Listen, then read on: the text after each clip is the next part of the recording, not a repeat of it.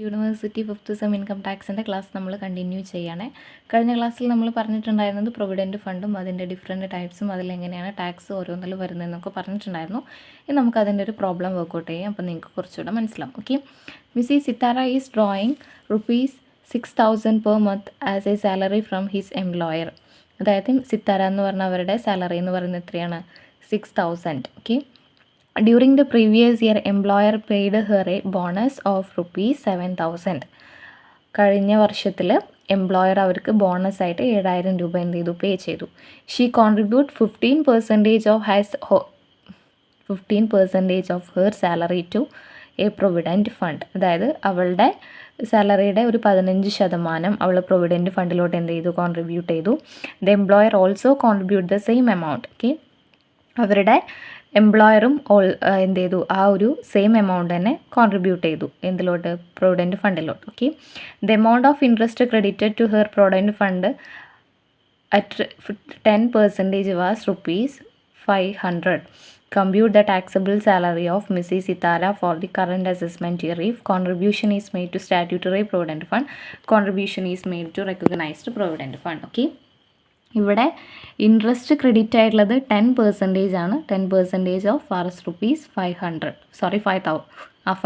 Okay, അപ്പോൾ statutory provident ഫണ്ടും recognised provident ഫണ്ടുമാണ് നമുക്കിതിൽ കാൽക്കുലേറ്റ് ചെയ്യാൻ പറഞ്ഞിട്ടുള്ളത്. ഓക്കെ, അപ്പോൾ ഇവിടെ ആദ്യത്തെ കേസ്, അതായത് സ്റ്റാറ്റ്യൂട്ടറി പ്രൊവിഡൻറ്റിൻ്റെ ഫണ്ടിൽ നമ്മൾ പറഞ്ഞിട്ടുണ്ടായിരുന്നു ഈ പറഞ്ഞിട്ടുള്ള പ്രൊവിഡൻറ്റ് ഫണ്ട് ഐറ്റംസ് ഒന്നും തന്നെ എന്ത് ഗ്രോസ് സാലറി കാൽക്കുലേറ്റ് ചെയ്യാൻ വേണ്ടിയിട്ട് എന്ത് ചെയ്യില്ല, നമ്മളെ എഫക്റ്റ് ചെയ്യില്ല എന്നുള്ളത്. ഓക്കെ, അപ്പോൾ നമ്മൾ എന്ത് ചെയ്യണം? ആദ്യം ഇതാണ് contribution made to statutory provident fund. Salary bonus, salary എന്ന് പറയുന്നത് 6,000 രൂപയാണ് ഒരു മാസം. അങ്ങനെ 6,000 × 12 നമുക്ക് 72,000 കിട്ടും. പിന്നെ ബോണസ് ഇവിടെ 7,000 രൂപ കിട്ടിയിട്ടുണ്ട്. പെർ മന്ത് എന്ന് പറയാത്തത് കൊണ്ട് തന്നെ ഇത് പെർ ആനുവലാണ്. അതായത് ഒരു വർഷത്തോട്ട് 7,000 നമുക്ക് കിട്ടിയിട്ടുള്ളത്. ഓക്കെ, ഈ സ്റ്റാറ്റ്യൂട്ടറി പ്രൊവിഡൻറ്റ് ഫണ്ടാണല്ലോ ഫസ്റ്റത്തത്. ആ ഒരു പ്രൊവിഡൻറ്റ് ഫണ്ട് നമുക്ക് കിട്ടുന്ന ഗ്രോസ് സാലറീനെ ഒരു കാരണവശാലും എഫക്റ്റ് ചെയ്യില്ല. അപ്പോൾ എന്ത് ചെയ്താൽ മതി? ഇത് രണ്ടും കൂടെ, അതായത് ഇവിടെ എന്തൊക്കെയാണോ തന്നിട്ടുള്ള ഐറ്റംസ് അത് തമ്മിൽ എന്ത് ചെയ്യുക? പ്ലസ് ചെയ്യുക. ആ കിട്ടുന്ന ഐറ്റമാണ് എന്ത്? ടാക്സബിൾ സാലറി അല്ലെങ്കിൽ ഗ്രോസ് സാലറി. ടാക്സബിൾ സാലറി എന്ന് പറയുന്നതാണ് ഇത് പറയുന്നത്. ഓക്കെ, ഇതിൽ ഈ പറഞ്ഞ സ്റ്റാറ്റ്യൂട്ടറി പ്രൊവിഡൻറ്റ് ഫണ്ട് നമ്മൾ എഫക്റ്റ് ചെയ്യുന്നേ ഇല്ല. ഓക്കെ, ഇനി നെക്സ്റ്റ് പറയുന്നതാണ് ഇത് പറയുന്നത് contribution is made to recognised provident fund. Okay, RPFലോട്ടാണ് അത് കോൺട്രിബ്യൂട്ട് ചെയ്യുന്നതെന്നുണ്ടെങ്കിൽ അതെങ്ങനെയായിരിക്കും നമ്മുടെ ടാക്സബിൾ സാലറീനെ അല്ലെങ്കിൽ ഗ്രോസ് സാലറീനെ എഫക്റ്റ് ചെയ്യാമെന്നാണ് പറയുന്നത്. ഓക്കെ, അപ്പോൾ ആദ്യം നമുക്ക് എന്ത് ചെയ്യാം? സാലറി ബോണസ് അത് ഇങ്ങോട്ട് എടുത്തെഴുതാം. ഓക്കെ, ഇനി നമുക്കറിയേണ്ടത് ഇവിടെ ഓൾറെഡി പറഞ്ഞിട്ടുണ്ട് അവൾ കോൺട്രിബ്യൂട്ട് ചെയ്തത് സാലറിയുടെ 15% ആണ്. അപ്പോൾ നമ്മൾ പറഞ്ഞിട്ടുണ്ടായിരുന്നു ഈ സാലറി എന്ന് പറയുമ്പോൾ എന്തൊക്കെയായിരിക്കും പെടുന്നുണ്ടായിരിക്കുക?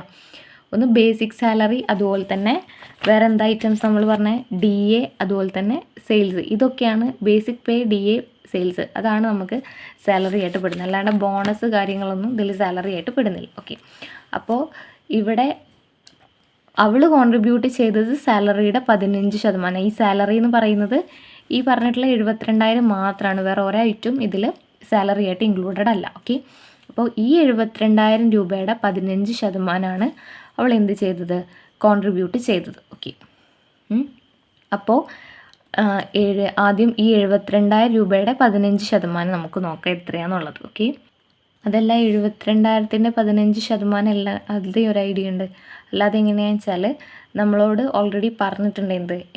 ഈ റെക്കഗ്നൈസ്ഡ് പ്രൊവിഡൻറ്റിൻ്റെ ഫണ്ടിൻ്റെ കേസിൽ 12% ആണെങ്കിൽ എന്തടയ്ക്കേണ്ട? ടാക്സ് അടയ്ക്കേണ്ട ആവശ്യമില്ല.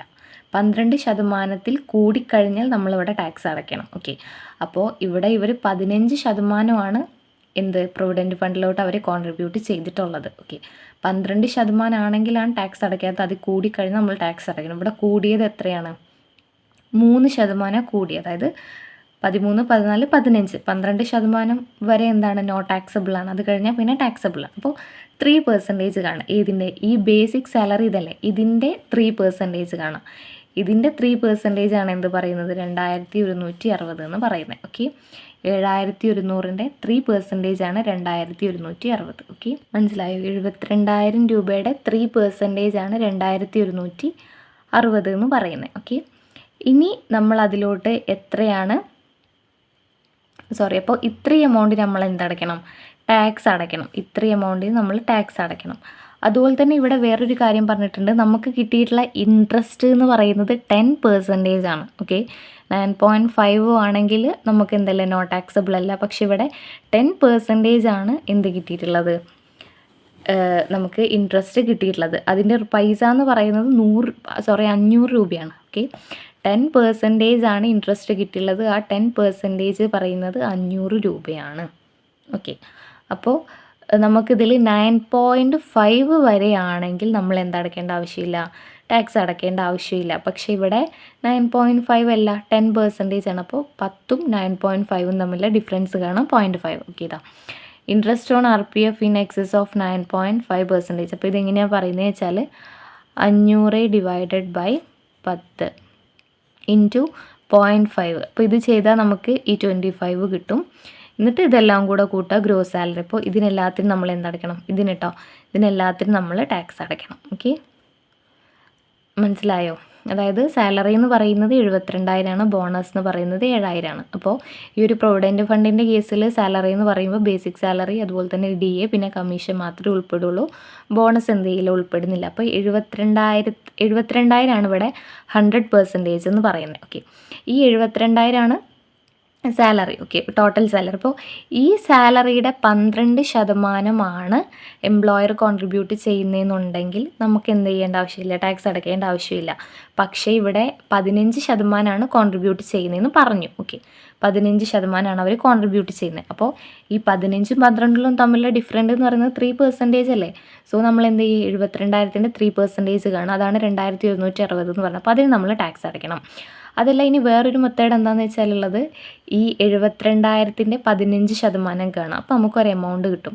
ആ എമൗണ്ടിൽ നിന്നും 72,000-ൻ്റെ 12% എമൗണ്ട് കാണാം, എന്നിട്ട് അത് മൈനസ് ചെയ്യുക. അപ്പോൾ നമുക്ക് ഈ എമൗണ്ട് തന്നെയാണ് കിട്ടും. ഓക്കെ, അതാണ് 2 വഴി. ഐ തിങ്ക് ഇതാണ് മോർ ഈസി. കാരണം 12ഉം 15ഉം ഒരൊറ്റ പെർസെൻറ്റേജ് കണ്ടാൽ മതി, കൂട്ടാനോ കുറയ്ക്കാനോ ഒന്നുമില്ല. 72,000-ൻ്റെ 3% കാണാം, അതാണ് 2,160. ഓക്കെ, ഇത് കിട്ടിയില്ലേ. ഇനി ഇത് 25ൻ്റെ ഇവിടെ എന്താണെന്ന് വെച്ചാൽ അതായത് നമ്മൾ കൊടുത്ത എമൗണ്ട് ഉണ്ടല്ലോ, പ്രൊവിഡൻറ്റ് ഫണ്ടായി കിട്ടിയ എമൗണ്ട്, അതിന് നമുക്ക് കിട്ടിയ ഇൻട്രസ്റ്റ് എന്ന് പറയുന്നത് 10% ആണ്. 9.5 അല്ല, 10% ആണ് അവിടെ കിട്ടിയ നമുക്ക് കിട്ടിയ ഇൻട്രസ്റ്റ് എന്ന് പറയുന്നതും ₹500 രൂപയാണ് പറയുന്നത്. ഓക്കെ, നമുക്ക് അവിടെ എത്രേ കിട്ടാൻ പാടുള്ളൂ, 9.5. അത് കൂടിക്കഴിഞ്ഞ് നമുക്ക് എന്ത് കൊടുക്കണം, ടാക്സ് അടയ്ക്കണം. അങ്ങനെയാകുമ്പോൾ നമുക്ക് കിട്ടിയ എമൗണ്ട് ഡിവൈഡഡ് ബൈ എത്ര പെർസെൻറ്റേജ് ആണോ കിട്ടിയത് ഇൻറ്റു എത്രയാണ് കൂടിയത്, അതായത് 9.5 ആണല്ലോ നമുക്ക് കിട്ടേണ്ടത്. അപ്പോൾ ഈ നമുക്ക് കിട്ടിയ എമൗണ്ട്, നമുക്ക് കിട്ടിയ പെർസെൻറ്റേജിൽ നിന്നും ഈ 9.5 മൈനസ് ചെയ്യുക. അപ്പോൾ നമുക്ക് 0.5 കിട്ടും. ഓക്കെ, ഡിവൈഡ് ചെയ്താൽ 25 കിട്ടും. എന്നിട്ട് ഇതെല്ലാം കൂടെ പ്ലസ് ചെയ്യുക. ഇതെല്ലാം കേട്ടോ, ഇത് മാത്രം, ഇതല്ല, ഇത് ഫസ്റ്റത്തെ ആൻസറാണ്. ഇതെല്ലാം കൂടെ പ്ലസ് ചെയ്യുക. അപ്പോൾ 81,185. അതാണ് എന്ത് പറയുന്നത്, ടാക്സബിൾ സാലറി അല്ലെങ്കിൽ ഗ്രോസ് സാലറി എന്ന് പറയുന്നത്. ഓക്കെ, എന്തെങ്കിലും ഡൗട്ട്സ് ഉണ്ടെന്നുണ്ടെങ്കിൽ നിങ്ങൾ കമൻറ്റ് ചെയ്യുക. ഇതിൻ്റെയൊക്കെ നോട്ട്സ് ഞാൻ ടെലഗ്രാമിൽ അപ്ലോഡ് ചെയ്യാം കേട്ടോ. Thank you.